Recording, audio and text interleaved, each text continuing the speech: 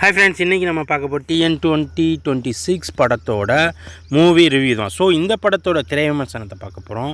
இந்த படத்தோட பேசிக் என்ன அப்படின்னா, ஒரு நடிகர் முதலமைச்சராகிறாரு அப்படின்றதான் இப்போ இருக்கிற தேர்தல் காலத்துக்கும் இந்த படத்துக்கும் ரொம்பவுமே கரெக்டான ஒரு பொருத்தமாக இருக்குது. இந்த படத்தில் ஹீரோவாக நடராஜ் அவர் தான் நடிச்சிருக்கிறாரு. ஸோ அவர் தான் இந்த படத்தில் ஹீரோவாகவும் இருக்கார். ஆக்சுவலாக இந்த படத்தில் இருக்கிற ஹீரோவாகவும் அவர் தான் நடிச்சிருக்காரு. அதாவது படத்தோட கதை என்ன அப்படின்னா, நார்த்துலேருந்து வர ஒரு நடிகர் இங்கே பயங்கரமான ஒரு நடிப்பு போய்கிட்டு இருக்கு. ஒரு கட்டத்துக்கு அப்புறம் பார்த்திங்கன்னா, இங்கே இருக்கிற பிரச்சனைகள்னால அவர் நடிக்கிறதுலேருந்து அரசியலுக்கு போவோம் அப்படின்ற ஒரு எண்ணத்துக்கு அவர் வராரு.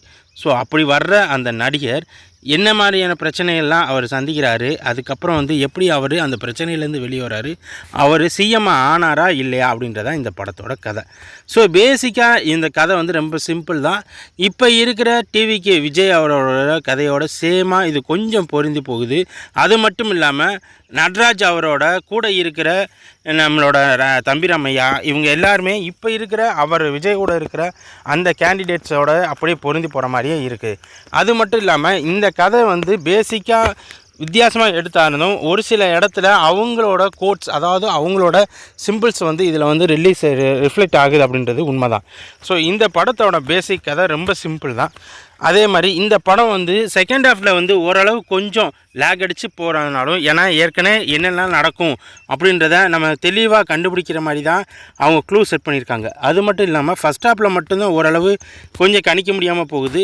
ஆனால் செகண்ட் ஹாஃபில் இப்போ இருக்கிற நடந்துருக்கிற அதே இதை அப்படியே லைவாக எடுத்திருக்காங்க. ஸோ அந்த மாதிரி இருக்கிற பிரச்சனையினால் என்ன பரப்போகுது அப்படின்றத நம்ம முன்னாடியே கணிச்சிடலாம். படத்தோட கதையை பொறுத்தளவில் நடராஜ் அந்த கதைக்கு அப்படியே பொருந்திருக்கிறாரு. ஒரு ஹீரோவாக, ஒரு அரசியல்வாதியாக இருக்கிறதுக்கு என்னெல்லாம் செய்யணும் அப்படின்றத அப்படியே தெளிவாக இருந்திருக்காரு. கதைப்படி பார்த்தோம்னா வேறு மாதிரி இருந்தாலும் கதையில் இருக்கிற அந்த சிம்டம்ஸு, அதுக்கப்புறம் அதில் இருக்கிற ஆக்டர்ஸ் எல்லாம் ஒரே மாதிரி இருக்கிறதுனால படத்தோட கதையை ஈஸியாக கெஸ் பண்ணிடலாம். ஸோ படம் வைஸ் நல்லா இருக்குது, பார்க்கலாம். நன்றி, வணக்கம்.